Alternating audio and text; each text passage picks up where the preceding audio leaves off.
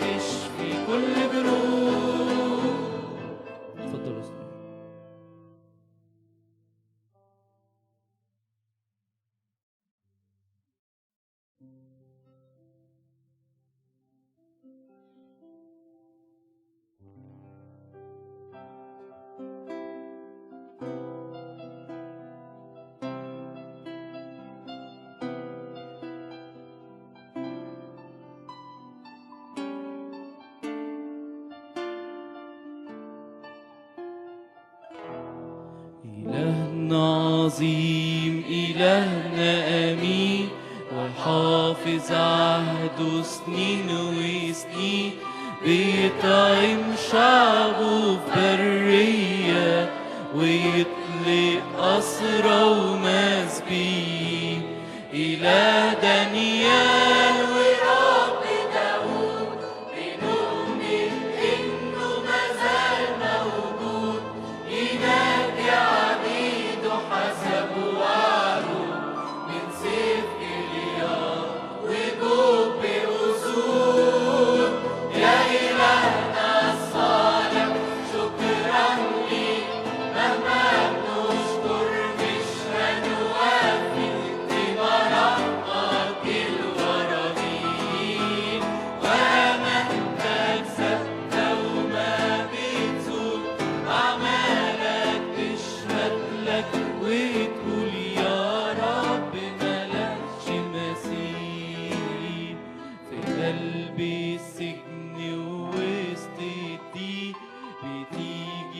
قوايا أوفى صديق، وإن وقف البحر قصاد شعبك تشق وتعمل منه طريق. ما في أبواب ولا أسوار أمامك تقوى يا جبار، ونضطهدوا في مرة ولادك نشوفك وسط أتون النار. يا إلهنا الصالح شكرا ليك، مهما نشكر مش هنوفي في براحتك الغرابين.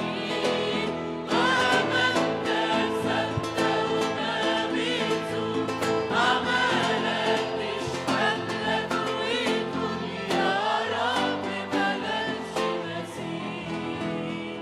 إله آبائنا وأجدادنا عهودك لينا ولولادنا، يا فادي من الحفرة حياتنا، وعدنا لسه ما هتاخدنا. بنعلن إن إيماننا فيك اليوم قدرنا وصاحت ليك، بنظرة حب تدوبنا ونرجع تاني نتوبة إليك. يا إلهنا الصالح شكرا ليك، مهما بنشكر مش هنوفي في براحتك الغرابين. مهما اتكسرت وما بتزول أعمالك تشهد لك وتقول يا رب ملكش مثيل. احنا عارفين بنلاقي كتير قوي في الكتاب المقدس خصوصا في العهد القديم واحنا بنقرا نلاقي تعبير ملاك الرب. فهل يا ترى ده ملاك بجناحين يعني ولا ظهور من ظهورات الله؟ هو الحقيقه الاباء علمونا ان كلمه ملاك الرب لما تيجي في الكتاب المقدس ممكن تحمل معنى كده ظهور من ظهورات الله، او ممكن تحمل معنى انه ملاك كائن سماوي بجناحين يعني. تمام؟ ليه الكتاب المقدس استخدم التعبير ده خصوصا في العهد القديم، او هو فعلا في العهد القديم بس؟ لان كان البشريه كانت في حاله انفصال مع الله، كان في حاله خصومه، ما كانش لسه ابن الله جه في الجسد وتجسد وفدانا وعمل الصلح بدم صليبه زي الكتاب المقدس بيقول لنا. فكان يخافوا قوي يقولوا ان احنا راينا الله او ظهر الله، كانوا معتبرين ان يكتبوا حاجه زي كده فيها جساره شويه. وممكن راي تاني ان فعلا كان ربنا بيظهر بصوره ملاك، يعني زي ما هو في ملء الزمان ظهر في الجسد، ممكن في العهد القديم كان بيظهر في صوره ملاك، لان البشريه ما كانتش تحتمل اكتر من كده. احنا هنتعرض مع بعض الايات هنكشف بيها نعرف ازاي اذا كان ده ظهور من ظهورات الله ولا مجرد ملاك بجناحين. اول ايه هنتعرض ليها هي في سفر التكوين اصحاح 16.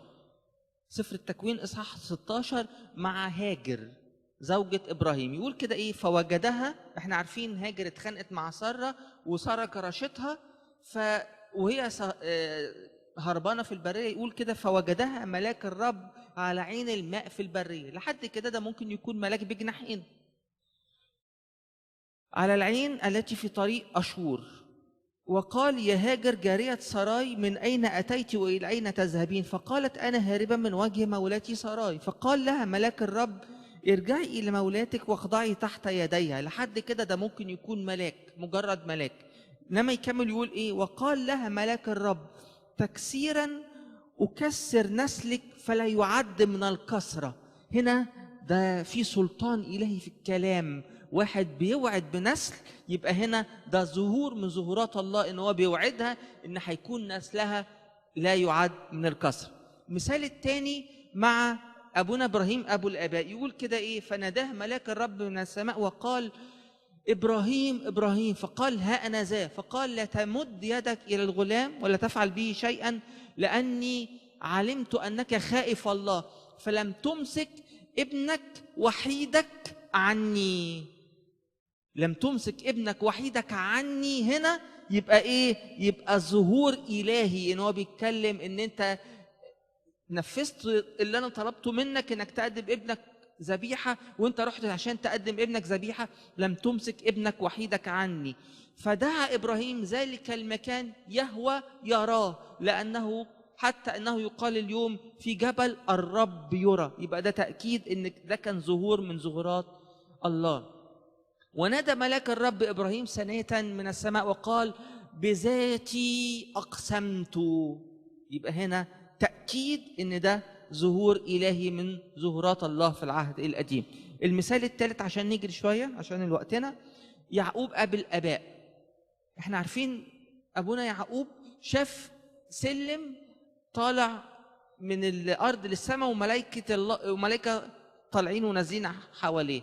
يجي بعد كده في تكوين 31 هو راجع من عند لابان يقول ايه؟ وقال له لي ملاك الله في الحلم، وقال لي ملاك الله في الحلم فقلت ها أنا ذا. فقال ارفع عينيك وانظر جميع الفحول الصاعدة على الغنم مخططة ورقطاء ومنمرة، لأني قد رأيت كل ما يصنع بك لابان. كل ده ممكن يكون ملاك عادي، إنما يكمل يقول إيه؟ أنا إله بيت إيل حيث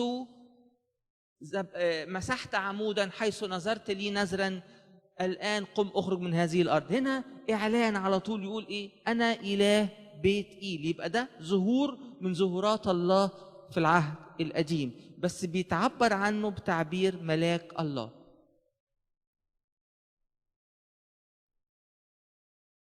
المثال اللي بعد كده موسى النبي لما شاف الله في العليقة يقول كده ايه؟ وظهر لي له ملاك الرب بلهيب نار من وسط عليقة. المهم يجي في الآخر يقول ايه؟ ثم قال أنا إله أيوة برافو. ثم قال أنا إله أبيك إله إبراهيم وإله إسحاق وإله يعقوب. فغطى موسى وجهه لأنه خاف أن ينظر إلى الله. يبقى هنا ده كان ظهور من ظهورات الله في العهد القديم. فاضل 3 أمثلة كمان وبعد كده هنشوف مثل واحد إن هو ملاك بجناحين. في سفر القضاء يقول كده وظهر ملاك الرب من الجلجال إلى بوكيم وقال قد أصعدتكم من مصر وأتيت بكم إلى الأرض التي أقسمت لآبائكم. هنا واضح إن ده كلام له سلطان، إن الله بيتكلم يقول أنا أصعدتكم من مصر، أنا أتيت بكم إلى أرض آبائكم. المثال اللي بعد كده جدعون، لما ربنا ظهر لجدعون وكان جدعون بيخبط حنطة، بيخبي الحنطة في معصرة، وفي الآخر يجي يقول له إيه؟ فالتفت إليه الرب وقال، ممكن الكلام اللي بالبولد على طول، فالتفت إليه الرب وقال اذهب بقوتك هذه وخلص إسرائيل من كف مديان.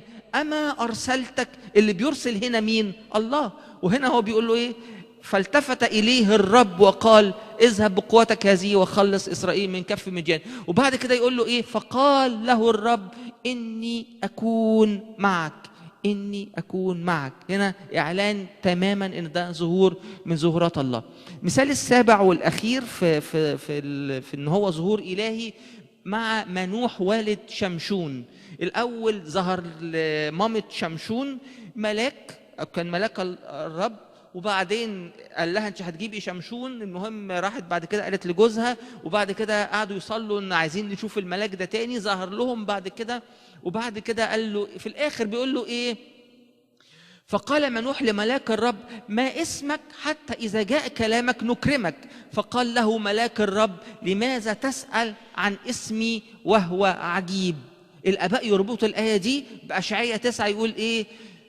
لانه يولد لنا ولد ونعطى ابنا وتكون الرئاسة على كتفه، كل ده الله، ويدعى اسمه عجيبا مشيرا إلها قديرا أبا أبديا رئيس السلام. يبقى لما يقول لماذا تسأل عن اسمي وهو عجيب، يبقى ده إعلان إن ده ظهور من ظهورات الله اللي اسمه عجيب. وبعد كده في الآخر نلاقي منوح يقول إيه؟ فقال منوح لامرأته نموت موتا لأننا قد رأينا الله. نموت موتا لأننا قد رأينا الله. هل كل مرة تقروا فيها في العهد القديم وتلاقوا كلمة ملاك الله يبقى ده ظهور من ظهورات الله في العهد القديم؟ لا. الحقيقة في أمثلة كتير جدا في العهد القديم، منها الثلاث فتية في أتون النار وغيرها وغيرها. مثلا سنحريب، جيش سنحريب لما ظهر ملاك الرب بالليل وقتل 185,000 من جيش سنحريب. كل دي أمثلة إن ده كان مجرد ملاك بجناحين، مش ظهور من ظهورات الله في العهد القديم. هناخد مثال واحد بس غير المثالين اللي أنا قلتهم، اللي هو لما كان داود عد الشعب وربنا عاقبه إن هو هيهلك يبيد من الناس عقابا لخطيته. فبيقول كده إيه: ورفع داود عينيه فرأى ملاك الرب واقفا بين الأرض والسماء وسيفه مسلول بيده وممدود على أورشليم، فسقط داود والشيوخ على وجوههم مكتسين بالمسوح. فكلم ملاك الرب جاد أن يقول لداود أن يصعد داود ليقيم مذبحا للرب في بيدر أرنان اليبوسي. كل ده الله أعلم ملاك ولا ظهور من ظهورات الله؟ هنعرف من الآية اللي بعد كده لما يجي يقول إيه: وبنى داود هناك مذبحا للرب وأصعد محرقات وذبائح سلامة، ودعا الرب فأجابه بنار من السماء على مذبح المحرقة، وأمر الرب الملاك. خدتوا بالكم؟ أمر الرب الملاك فرد سيفه إلى غمده. يبقى هنا إيه؟ ده ملاك، مش ده غير الرب. إن في هنا الرب بيأمر الملاك اللي واقف بين الأرض والسماء وسيفه مسلول. هنا ده مفتاح نعرف بيه لما نقرأ في العهد القديم امتى ملاك الرب يبقى مقصود بيه ظهور من ظهورات الله في العهد القديم، وامتى يبقى مجرد ظهور لملاك كائن سماوي بجناحين. يعني نعرف من الكلام اللي يجي بعد كده هل له سلطان إلهي ولا مجرد كلام عام.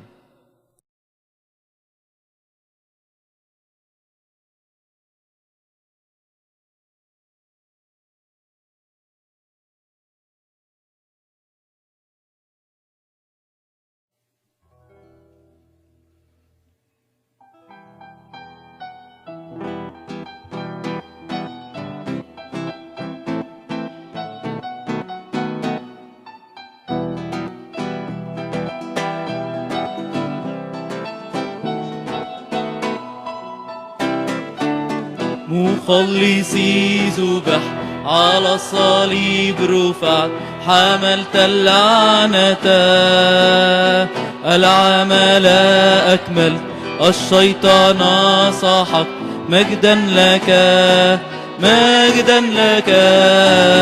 مخلصي ذبح على الصليب رفعت، حملت اللعنة العمل أكملت، الشيطان صاحت، مجدا لك مجدا لك.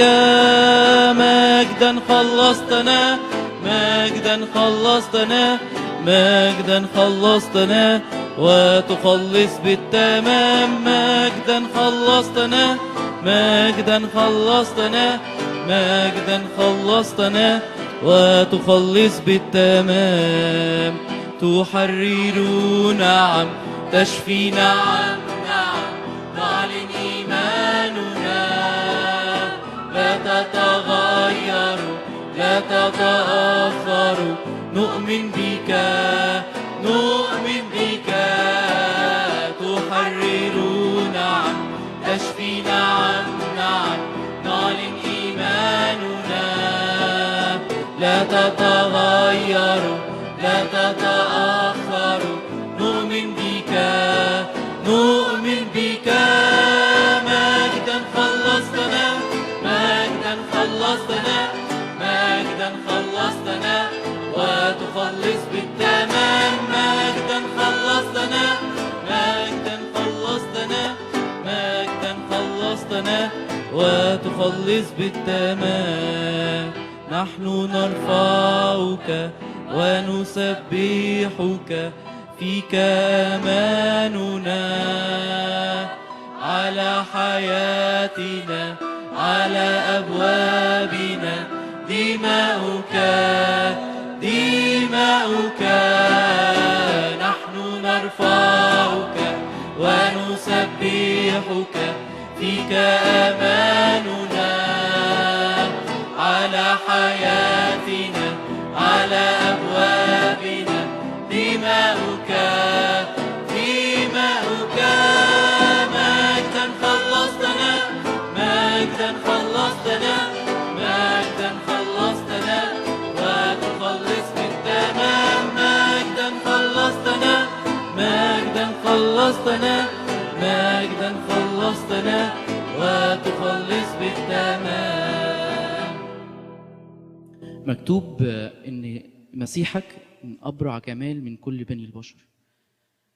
خلينا واحنا بنرنم نصلي ونتفحص في جماله، يعني مش جمال المظهر، جماله الداخلي اللي جوانا كل واحد فينا، بوداعته، بسلامه، بهدوءه. قول له يا رب كده تعالى ملاني جمالا عوضا عن الرماد. انت ابرع جمال من كل بني البشر. خلينا كلنا نرنم مع بعض.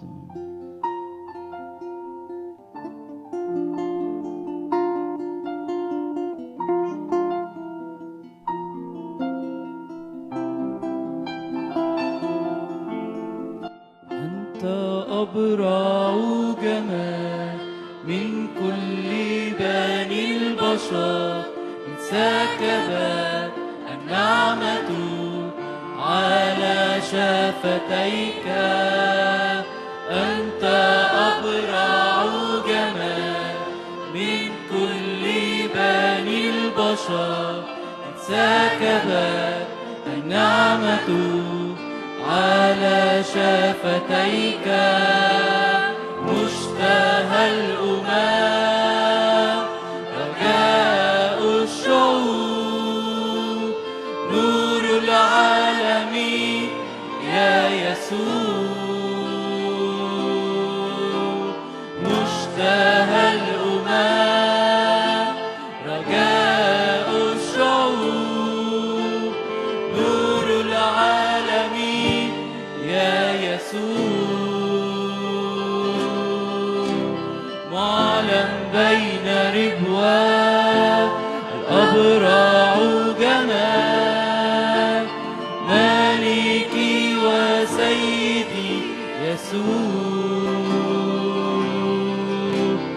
معلم بين ربوات الأبرع جمال، مالكي وسيدي يسوع. يسوع أبرع جمال من كل بني البشر، انسكبت النعمة على شفتيه. يسوع أبرع جمال من كل بني البشر، انسكبت النعمة على شفتيه.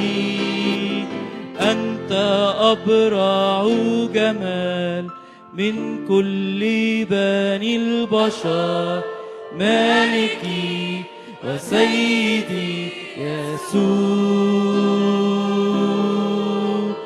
أنت أبرع جمال من كل بني البشر، مالكي وسيدي يسوع. مالكي وسيدي يسوع. شوف الفيديو ده مع بعض.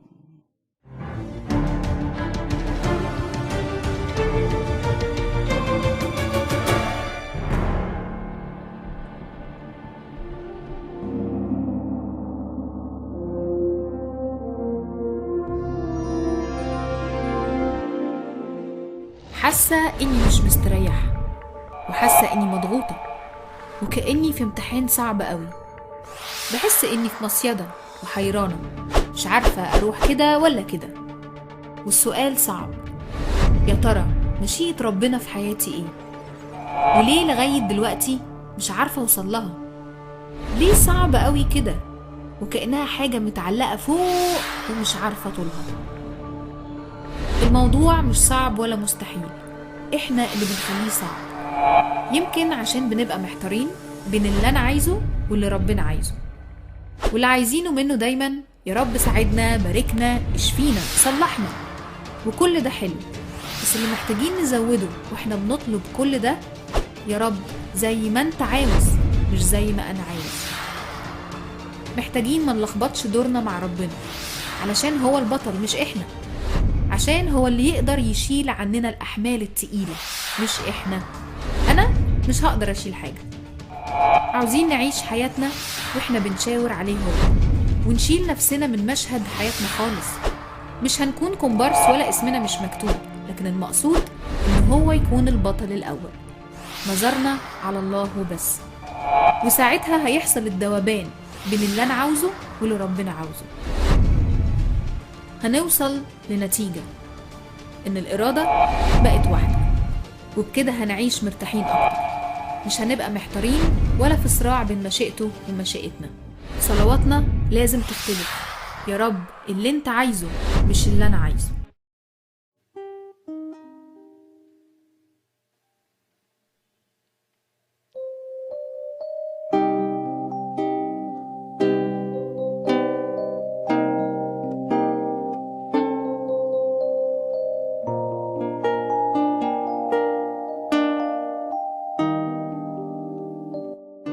ملك الملوك سيد الأسياد، ليك السلطان وحدك رب العباد. كل القدرة ليك يا الله، انت الإله وعندك كل الحكمة. ملك الملوك سيد الأسياد، ليك السلطان وحدك رب العباد. كل القدرة ليك يا الله، انت الإله وعندك كل الحكمة. وانا ليها خاف وانت الإله، قلوب الملوك في ايدك جدوى المياه. وانا ليها خاف وانت الإله، قلوب الملوك في ايدك جدوى المياه. أفكارك عجيبة عن فكري بعيدة، لكن بإيماني مصدق فيها. وسط الأوجاع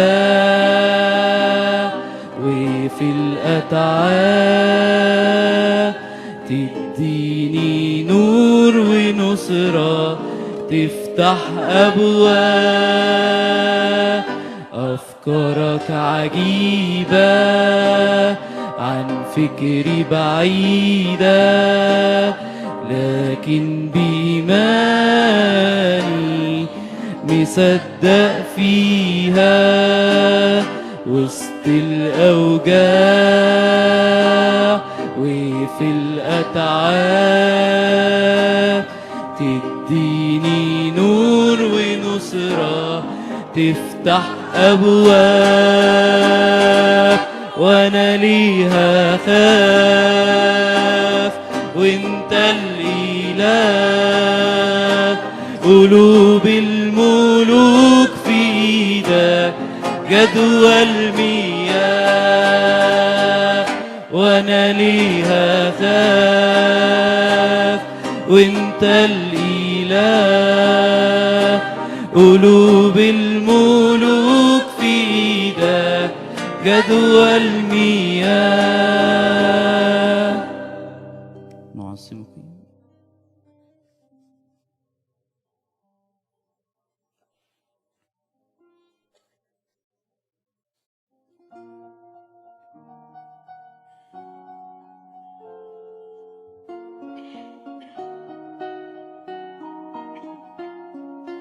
يا والدة الإله أنت هي باب الرحمة والرجاء اشفعي فيا. يا والدة الإله أنت هي باب الرحمة والرجاء اشفعي فيا. لا تتركيني بلا صلاتك وفي الحروب دافعي عني. لا تتركيني بلا صلاتك وفي الحروب دافعي عني. نعظمك ونمجدك لأنك والدة الإله. يا من حملت واحتملت أنت لي مصلوبا عنا.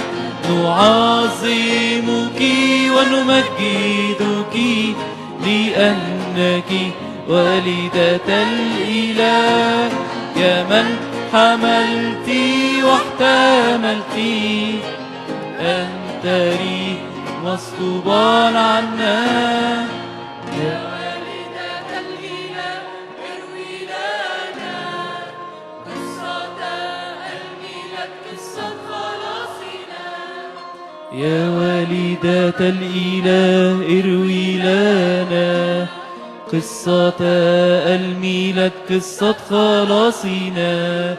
كيف كان شعورك بأنك ستلدي إلهك؟ كيف كان شعورك بأنك ستلدي إلهك؟ نعظمك ونمجدك لأنك والدة الإله. يا من حملت واحتملت أنت لي مصلوبا عنا. نعظمك ونمجدك لأنك والدة الإله. من حملت واحتملت أنت لي مصلوبا عنا. يا والدة الإله كم قسيت وحزنت عندما قد علمت. يا والدة الإله كم قسيت وحزنت عندما قد علمت أن طفلك وابنك الوحيد سيخلص العالم على الصليب. أن طفلك وابنك الوحيد سيخلص العالم على الصليب.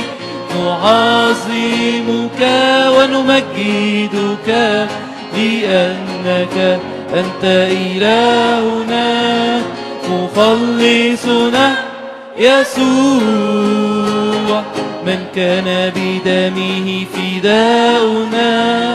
نعظمك ونمجدك لأنك أنت إلهنا مخلصنا يسوع من كان بدمه فداؤنا. بسم الله والابن والروح القدس لان واحد امين. يا رب يسوع بنشكرك يا رب لانك مجمعنا النهارده حواليك يا رب. جايين بنقول لك يا رب فهمنا ازاي يا رب نحقق مشيئتك يا رب، وانزع من قلوبنا كل حيرة يا رب في قرارات حياتنا. بنقول لك يا رب انت وعدت انك تعلمنا وترشدنا، لكن يا رب احنا محتاجين نفهم مشيئتك علشان نمشي عليها. تعالى يا رب جاوب على كل اسئلتنا. تعالى يا رب ادي نعمة خاصة جدا لابونا ان يا رب يجاوب على كل الاسئلة اللي بتدور جوانا. يا رب اتكلم لكل واحد فينا بكلام واضح، ارشدنا فأنت مرشدنا ومعلمنا يا رب يسوع. فهمنا ليه مش عارفين نشوف يا رب طريقك ونمشي فيه. فهمنا يا رب ازاي نعرف مشيئتك. في اسمك القدوس يا رب المبارك بنصلي. شفاعة جميع قديسيك على رأسهم طهر القديسة مريم ورئيس الملائكة الجليل ميخائيل، لكل مجد وكرامة من الآن للأبد آمين.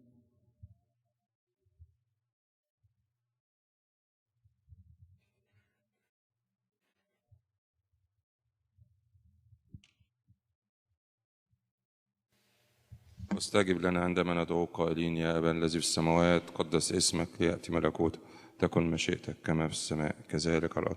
خبزنا كفنا أعطينا اليوم، اغفر لنا ذنوبنا كما نغفر نحن أيضا المذنبين إلينا، ولا تدخلنا في تجربة لكن نجينا من الشرير بالمسيح يسوع الملك والقوة. بسم الآب والابن والروح القدس الآن واحد آمين. تحل علينا نعمته وبركته الآن وكل أوان وإلى دهر الدهور كلها آمين.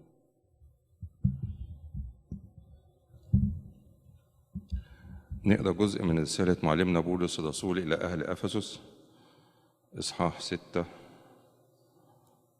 من أول عدد 5. أيها العبيد أطيعوا سادتكم حسب الجسد بخوف ورعدة، في بساطة قلوبكم كما للمسيح، لا بخدمة العين كمن يرضي الناس، بل كعبيد المسيح عاملين مشيئة الله من القلب. عاملين مشيئة الله من القلب، خادمين بنية صالحة كما للرب ليس للناس، عالمين إن مهما عمل كل واحد من الخير فذلك يناله من الرب، عبدا كان أم حرا. نعمة الله الآب تحل علينا.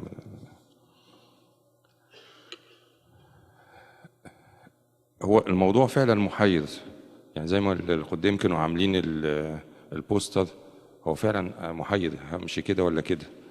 همشي مع إرادتي ولا مع إرادة ربنا؟ هختار إيه؟ بس هو الحقيقة مش المفروض إن هم يكونوا مختلفين. المفروض إرادتي تبقى تبع إرادة ربنا ومشيئتي تبقى تبع مشيئة ربنا. إحنا بنصليها كده كل شوية، نقول أبانا الذي في السماوات لتكن مشيئتك. أنا المفروض بسلم له المشيئة.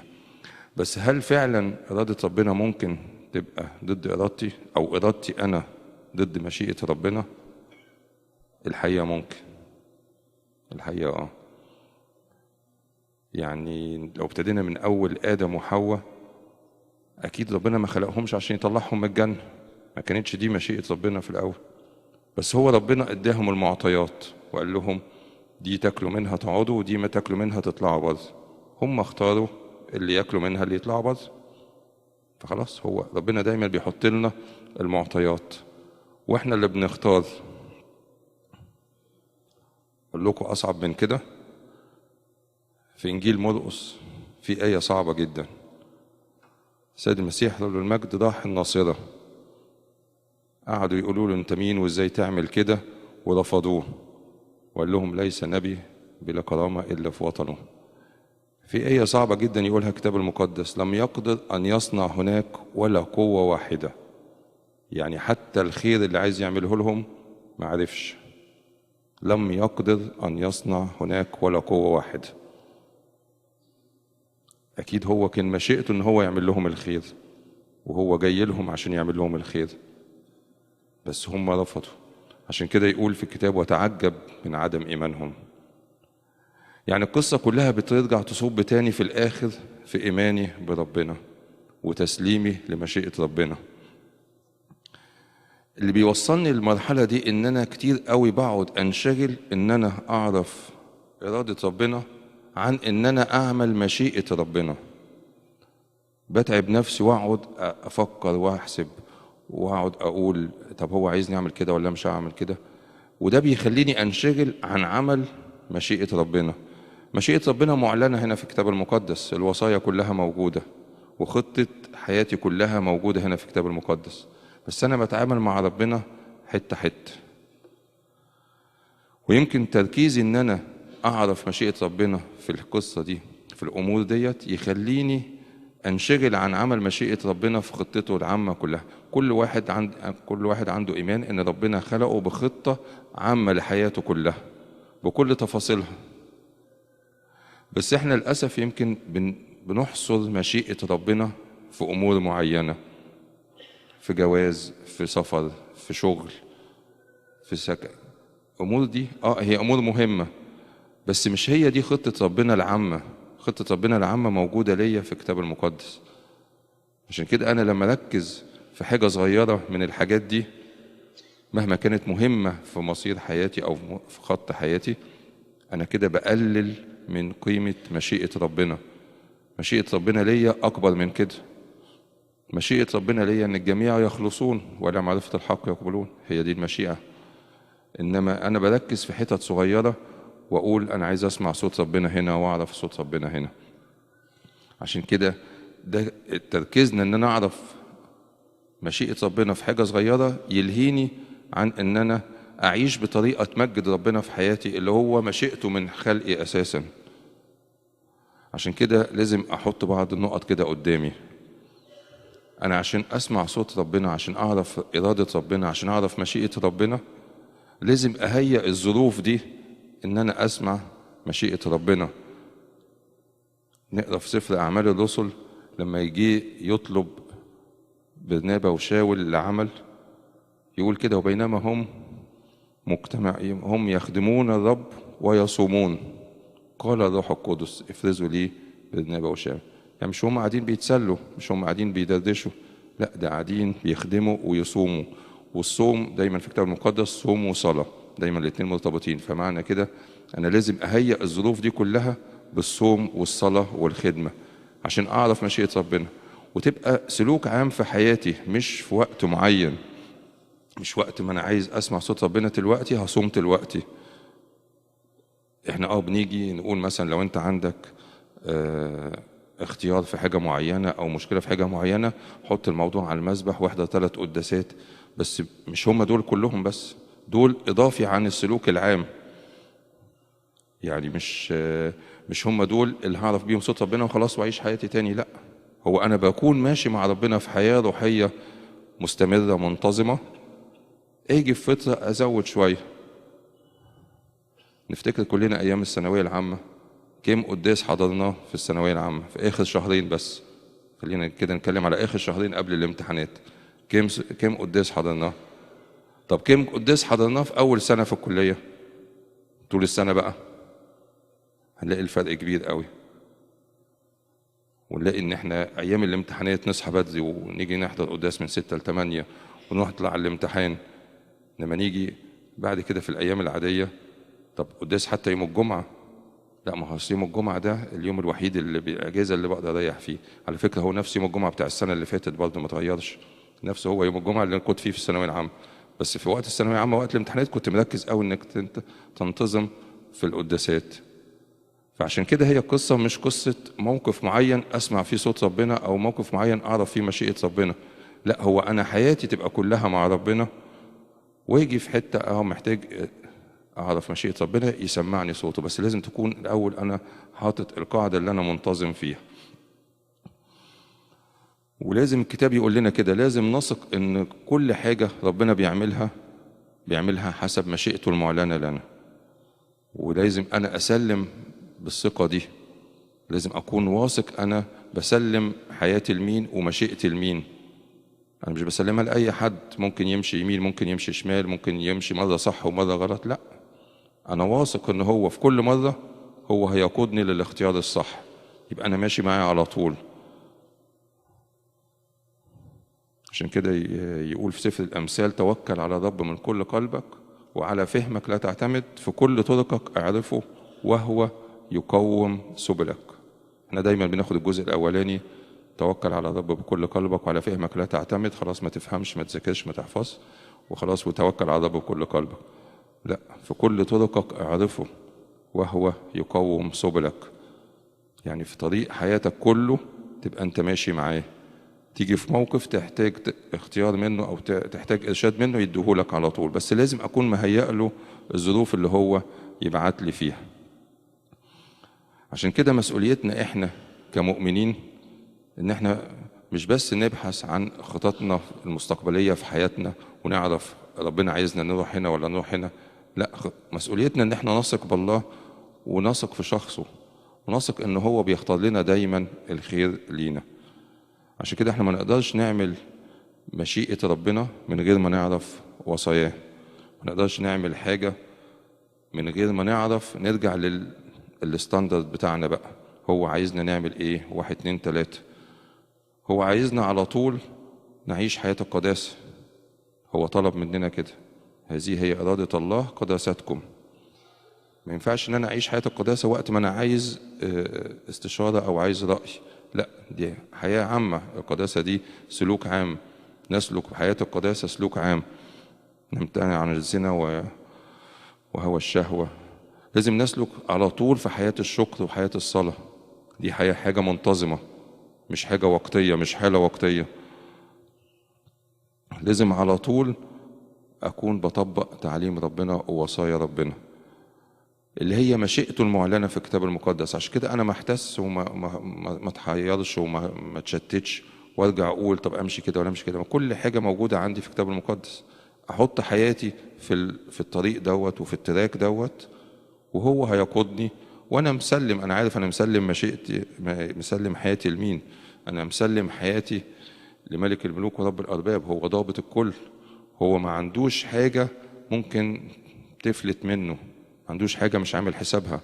أنا ممكن ببص لموضوع، ممكن مهما ركزت من تفاصيله ألاقي حاجة تفصيلة أو 2 وقعوا مني. هو ما عندوش كده، ما عندوش كده. وأكيد كل واحد عنده اختبار في حياته كده مع ربنا، يراجع كده كل واحد نفسه في موقف معين أو موقف ولقى ربنا وقف معاه إزاي واهتم بحاجة، سواء حاجة اداها له أو حاجة منحها عنه، ويرجع في الآخر يقول هي فعلا كان هو ده الصح اللي يحصل. عشان كده مهما كانت إرادة ربنا أو مشيئة ربنا تبدو إنها مش متوافقة مع مشيئتي دلوقتي، بس لازم أنا بسلم لمشيئته هو وأخليه هو اللي يقود حياتي. ده مش هيجي غير إن أنا أحيا حياة القداسة بانتظام، وأحيا حياة الصلاة وحياة الشكر. عشان كده دايما نرجع تاني للكلمة اللي مكتوبة في أعمال الرسل: وبينما هم يخدمون ويصومون قال الروح القدس. عمري ما هسمع صوت ربنا غير وأنا ماشي في حياة القداسة وفي حياة الصلاة وحياة الصوم. ربنا يدينا دايما ان احنا نسمع صوت ربنا، يدينا دايما ان احنا ما نبقاش مشتتين هل هو صوت ربنا ولا هو مش صوت ربنا. صوت ربنا لو عشان نتاكد ان هو صوت ربنا لازم يكون متماشي مع تعليم الانجيل، لازم يكون متماشي مع تعليم الكتاب المقدس. لو اي حاجه سمعتها جوايا مش ماشيه مع التعليم دي ما تبقاش صوت ربنا، ما تبقاش اراده ربنا ليا، لان اراده ربنا ليا في الاخر للخير. فاحنا بنسلم له حياتنا، احنا بنسلم له حياتنا، نسلم له حياتنا، هو يقودها، هو يقودها بكل تفاصيلها، وانا بس اكون واثق فيه وواثق في تعليم الكتاب المقدس. ولهنا المجد دائما ابدا. لو في موضوع كنت حاسس انه جاي من ربنا وكنت سامع صوت ربنا فيه وما يكملش، هل كانت فعلا جايه من ربنا ولا لا؟ انا اعرف منين ارادتي مش هي اراده ربنا؟ المرجع بتاعنا الكتاب المقدس، المرجع بتاعنا الكتاب المقدس. بس هي لازم عشان اعرف هو صوت ربنا ولا مش صوت ربنا لازم اكون انا حياتي منتظمه مع ربنا. ما هو انا عشان اعرف صوت ربنا في موضوع ما اجيش في الموضوع دلوقتي وافتح الكتاب المقدس واقول الكلمه اللي هتجيلي هتكون هو صوت ربنا. ممكن في ناس بتعمل كده وساعات بس العادي ان انا اكون منتظم في قراءه الكتاب المقدس، ويوم ما احتاج رساله من ربنا هيبعتها لي في قراءتي المنتظمه. دايما يقولوا الآباء كده: الصلاة احنا بنكلم ربنا، ربنا بيرد علينا فين؟ في الكتاب المقدس، في القداسات، في الصلاة. فعشان كده لازم أنا تكون حياتي كلها منتظمة مع ربنا، أكون منتظم في صلواتي، منتظم في قراءة الكتاب المقدس، منتظم في التناول، منتظم في القداسات، وهلاقي ربنا هيبعت لي الصوت بأي وسيلة ما. وعشان أتأكد إن هو فعلا صوت ربنا يكون فعلا متماشي مع تعليم الكتاب المقدس، وربنا بيدي علامات كده في السكه يقول لك هو فعلا صوت ربنا ولا لا، ومحدش بيحس بيه غيرك على فكره. يعني ما تجيش تدي ورقه لابونا تقول له حطها لي على المذبح وبعد القداس ابونا ربنا قال لك ايه؟ لا، ربنا هيرد عليك انت. ابونا هيصلي لك بس ربنا هيرد عليك انت، مش هيرد على ابونا، ربنا هيرد عليك انت. عشان كده لازم انت اللي تكون حاضر القداس. ما ينفعش تيجي تدي الورقه لابونا وتيجي له بعديها بيومين تقول له حطيتهم لي في يوم الاحد. طيب انت حضرتك حضرت يوم الاحد القداس؟ لا انا كنت مشغول. بس لا، ما مش ربنا مش هيرد على ابونا، لازم انت تكون حاضر القداس وانت اللي تكون مصلي. ربنا هيصلي ان ربنا يسمعك صوت، ابونا هيصلي ان ربنا يسمعك صوته، انما في الاخر الصوت هيوصلك انت. ولازم هتكون صادق مع نفسك، هتعرف تميز صوت ربنا من ان هو مش صوت ربنا. ولو انت متخيل ان هو صوت ربنا وجي الموضوع ما كملش، تأكد ان ربنا اختار الخير برضه. يعني يمكن كده انت كنت مشتت في الاول ومش واخد بالك ان ده مش صوت ربنا وانت ماشي وراه، بس في الاخر ربنا لما منعه يبقى كده ربنا حماك من انك تمشي في ورا وهم مفتكر ان هو صوت ربنا وهو مش صوت ربنا. نشكر ربنا من اجل الكلام الخطير اللي ابونا مخيل قاله النهارده، لانه ده يحط لنا يعني زي منهج نمشي عليه. وابونا قال شويه كلام رائع قوي، حابب ان انا يعني ااكد على شويه حاجات فيهم. رقم واحد، انه الاراده الرئيسيه لربنا في الكتاب المقدس المعلنه هي قداستنا. مش كده قال لان اراده الله هي قداستكم. قداستكم ايه يا رب انت عايز مني ايه؟ انا عايزك قديس، انا عايزك قديسه، عايز اعمل منك قديس وعايز اعمل منك قديسه. دي مشيئتي اللي انا بعلنها في الكتاب المقدس، دي مشيئتي الرئيسيه اللي انا بعلنها لكل انسان عايز يمشي معايا. النقطه الثانيه اللي ابونا قالها انه سماع صوت ربنا بيجي نتيجه لعلاقه منتظمه، نتيجه لعلاقه بقت فيها ود بيني وبين الله. بقيت بسمع صوت ربنا بانتظام في امور كتيره جدا. مش باجي انا عندي موقف دلوقتي اروح عامل عليه جدول صلاه وجدول قداسات عشان بقى اعرف مشيئه ربنا لحياتي. ربنا مش بتاع حظك اليوم، ربنا مش بتاع حظك اليوم. الا نفتح النهارده انت برج ايه، حظي النهارده كذا هعمل كذا. ده مش ربنا. ربنا بيكلم ولاده، بيكلم اللي بيحبوا يقعدوا معاه، بيكلم اللي ليهم علاقه بيه. فعشان تعرف مشيئة ربنا لازم يكون ليك علاقة منتظمة مع ربنا، منتظمة. هو أبوك وانت ابنه وانت بنته، بتتمتعي بأبوته وبتحكي معاه وبيتحكي معاه، فبتسمع صوته في كل الأمور. يجي موقف معين ترفع عينك وتقول له ايه يا رب، ايه رأيك يا رب. امتى بتحير انا؟ بتحير انا لما يكون انا عندي إرادة وانا عندي مشيئة وانا عندي قرار واخده قبل ما اروح لربنا. انا بحب البنت دي وهجوزها، اروح لربنا اقول له ايه؟ امضي على الطلب ده، وما عندكش حل تاني. يا تمضي يزعل منك، يا تمضي يسيبك، يا تمضي يا مش هعرفك. ربنا ما بيشمخش عليه، لا يشمخ عليه، ما ينفعش. ينفع بنت صغيره تروح لابوها تقول له لمامتها، تقول لها انا عايزه السكينه دي العب بيها والا هزعل منك يا ماما ومش هعرفك تاني. تقول لها ازعلي، تقول لها عيط، تقول لها عيطي، اتفلقي، مش اديها لك، السكينه دي هتعورك. كذلك ربنا بيتعامل معانا كده، بيتعامل من منطلق ابوته، من منطلق حنانه، من منطلق انه شايف كل حاجه بوضوح. ففي طلبات يقول عليها موافق ومعجل يلا بينا، وفي طلبات تانية يقول لك لا، هعيط، هزعل منك، هتجيلي تاني واصالحك، هقول عليك كلام وحش، ما يهزنيش الكلام ده. انت ابني وبتعامل معاك على اساس انك ابني، انت بنتي ولا يمكن الصفة دي انا هسيبها. انت بنتي ولا يمكن اسيبك، هنقذك. عشان كده احد الاباء كان عنده صلاة دايما يصليها باستمرار، يقول له يا رب ليكن لنا حب واحد وكره واحد. يعني ايه؟ انا عايز احب اللي بتحبه واكره اللي بتكرهه. دي محتاجة وقت، مش سهلة. يعني مش نافق يا رب لتكن مشيئتك خلاص بقت طيع في ايد ربنا، لا، محتاجة وقت. احنا جوه في ذات وفي اراء وفي افكار حتى لما بنتعامل مع ربنا، وربنا مقدر ده قوي، ياخدنا على الهادي ويتكلم معانا. لكن خلي عندك مساحة ربنا يشتغل فيها. قول له رب خلي عندي حب واحد وكره واحد معاك. عايز احب اللي بتحبه واكره اللي بتكرهه. عايز احب مشيئتك يا رب. النقطة التانية، لما تروح لربنا ما تكونش واخد قرار مسبق.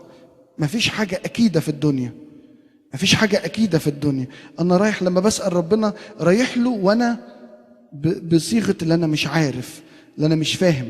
زي داود قال له صرت كبهيمة عندك. يعني إيه؟ انا ما بفهمش حاجه. هو البهيمه تقول لصاحبها انت هتربطني هنا ليه؟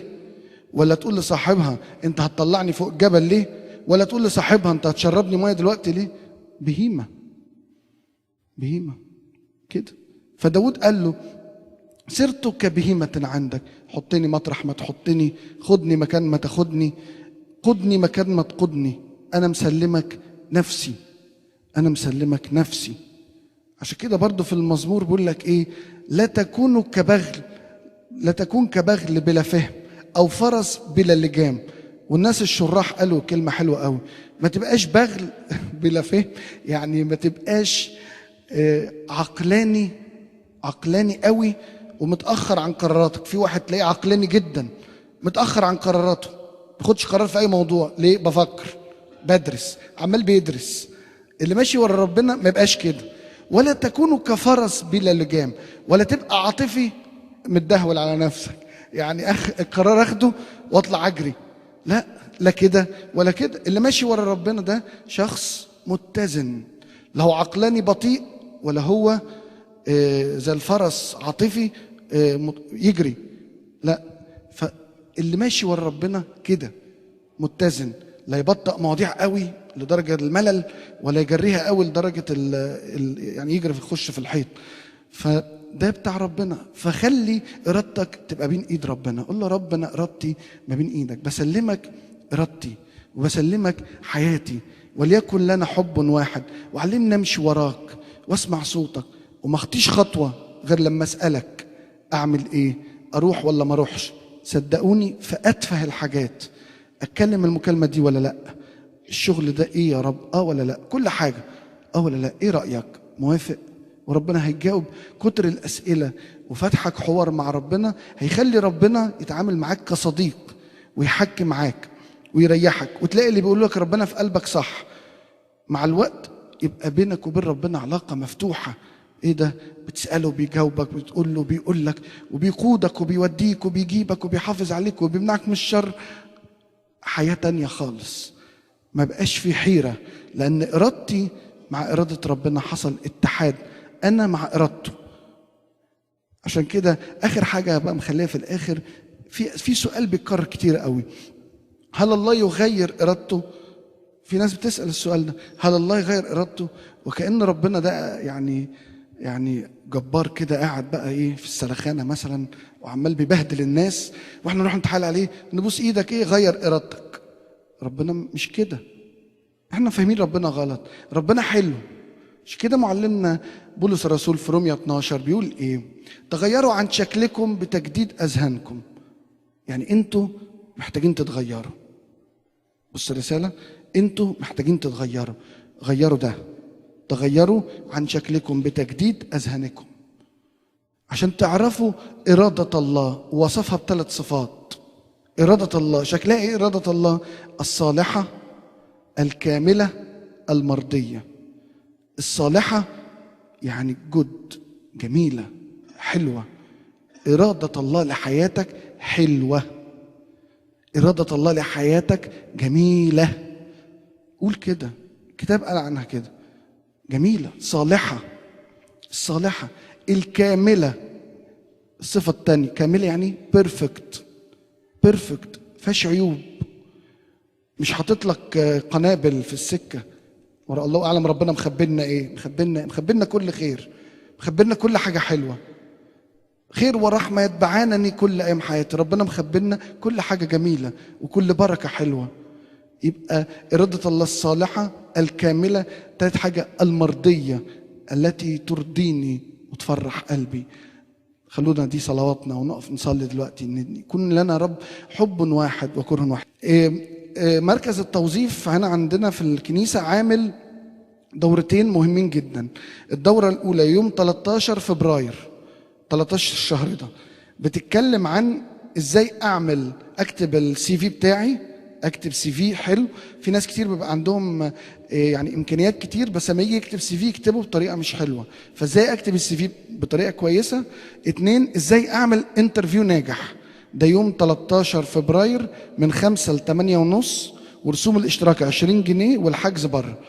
الدوره الثانيه يوم 20 بعدها باسبوع، القيم الاساسيه للنجاح في العمل ازاي ابقى ناجح في العمل اللي بستلمه، الاولويات في الحياه وتنظيم الوقت، من 5 ل 8:30 برضه في قاعه الانبا ماكسيموس، والاشتراك 20 جنيه ورا. بالنسبه لحمله شباب راجع ليك، احنا من المره الجايه هيبقى اخر مره نملى استمارات للحمله المره دي. وزي ما انتم عارفين انه المحاضرات هتبتدي من يوم 24/2، واول محاضرات هيكون معانا فيها نيافه الانبا بافلي من 6 ل 10. دي محاضرات يعني خاصه بيكم الناس اللي هتبتدي تنضم لحمله شباب راجع ليك ويبتدوا يخدموا. فبشجعكم لسه ما كتبش ممكن يكتب بره الاستماره، يملى الاستماره بره. وزي ما انتم عارفين ان حمله شباب راجع ليك انه احنا عايزين ناس مش مشغولين كخدام، لكن ناس منكم قلبها مليان بمحبه ربنا وقلبها بيحب اخواتها وعايزه تروح تدور على الناس. فبقول لكم تعالوا هناخد دوره تدريبيه مع بعض، وبعد كده نتخصص كل واحد في المجال اللي يحبه والمجال اللي يحب يشتغل فيه. والمره الجايه عندنا اجتماع متميز بعنوان ازمه عاطفيه، الاجتماع الذي ينتظره الجميع. فتعالوا من بدري علشان عندنا ان شاء الله فقرات كويسه ونستمتع فيها مع بعض. اوكي، اتفضلوا نصلي.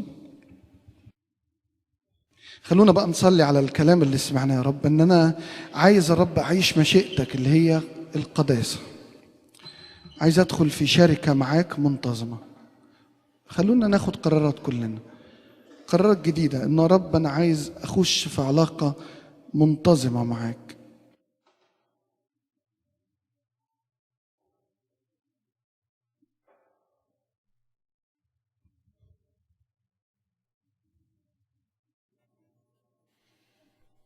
مش عايز دايما يا رب يكون عندي إرادتي الخاصة أو مشيئتي الخاصة، لكن عايز مشيئتي تكون متفقة دايما مع مشيئتك.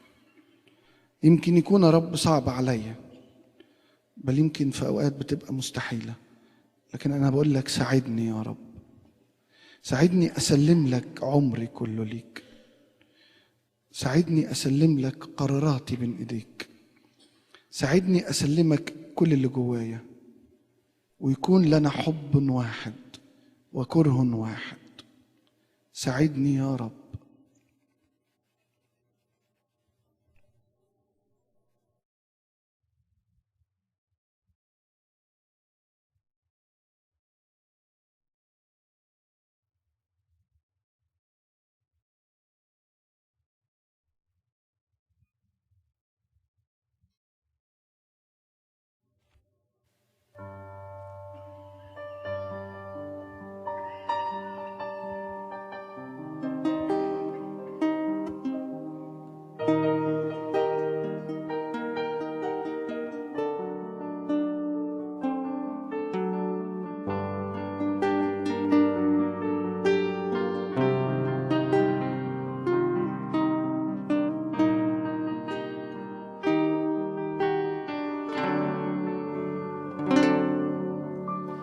قدم نفسي ذبيحة حية ليك، مقدسة وردية أمامك،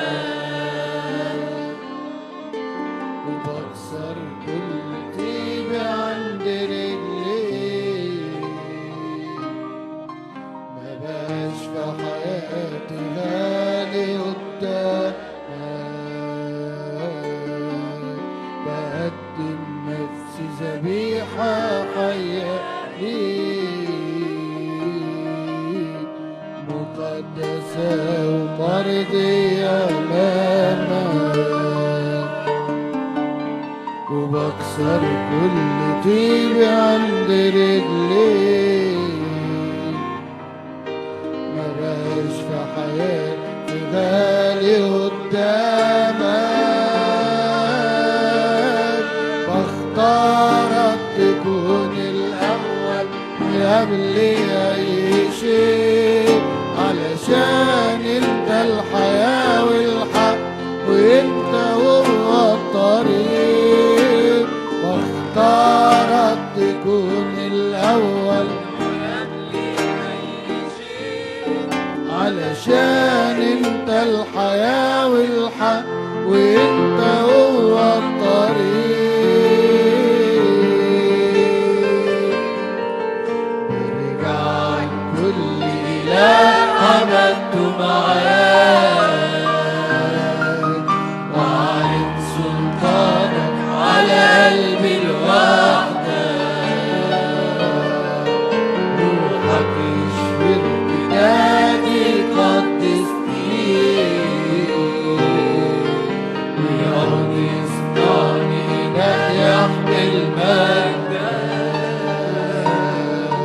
برجع عن كل إله عبدت معاك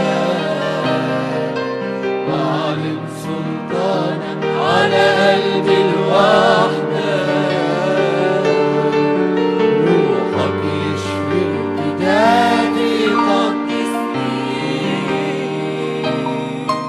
ويقضي يصنعني إله يحمل مجدك. واختارك تكون الأول وقبلي أي شيء علشان انت الحياة والحق وانت هو الطريق.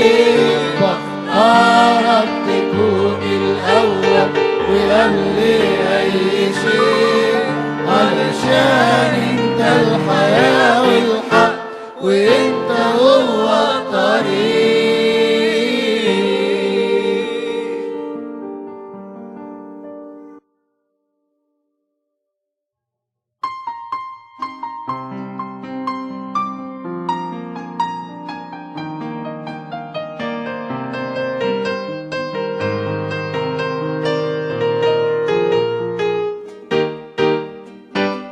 لما انفتحت جوا في قلبي عيون النور ملا عيني جماله وبهاءه اللي كان مسطور.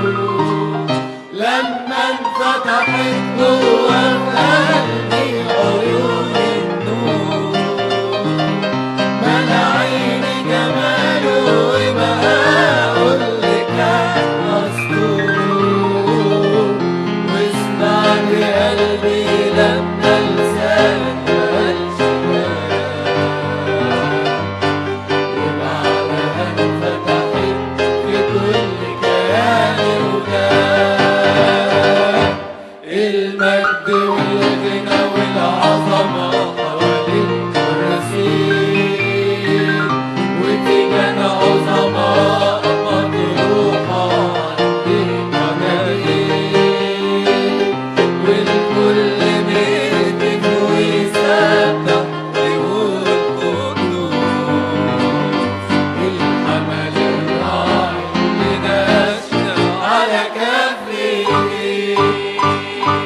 العدو قدام بخرابه وبيته مهدود.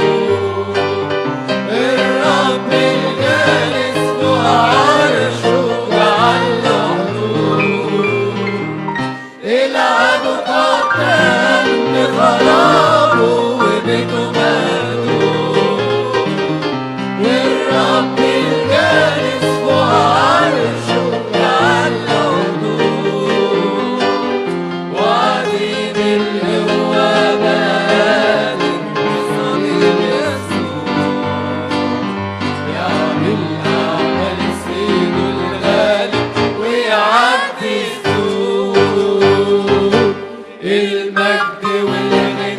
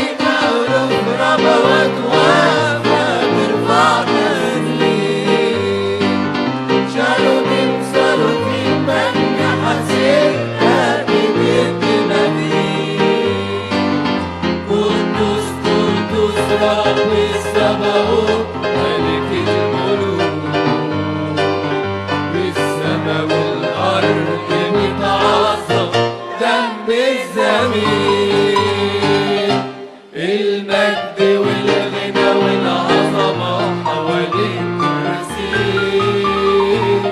ودي كان عظمة مطروحة عندنا والكل بيهتف ويسبح ويقول الحمل الراعي اللي جلس على كف ايديه. بسم الله والابن والروح القدس إله واحد امين. إلهنا وحبيبنا الصالح يسوع، نشكرك يا رب يسوع من أجل عملك في حياتنا يا رب يسوع. نشكرك يا رب يسوع من أجل قيادتك لينا في كل تفاصيل حياتنا يا رب يسوع. ندعوك يا رب يسوع تكون ملك وحيد في حياتنا، وتنزع من جوانا كل إله غيرك نعبده يا رب يسوع.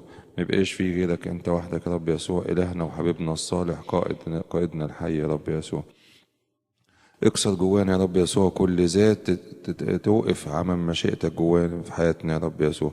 اكسر يا رب جوانا كل ضعف، كل خطية، كل شوق للخطية يا رب يسوع، لكيما نكون قديسين كما انك انت قدوس يا رب يسوع. شفعت امك الطاهرة مريم، شفعت اسمك الجليل ميخائيل، شفعت جميع مصاف القديسين الذين رضوك منذ البدء. اسمعنا عندما ندعوك بالشكر قائلين: ابانا الذي في السماوات قدس اسمك، ليأتي ملكوتك، تكن مشيئتك كما في السماء كذلك على الارض.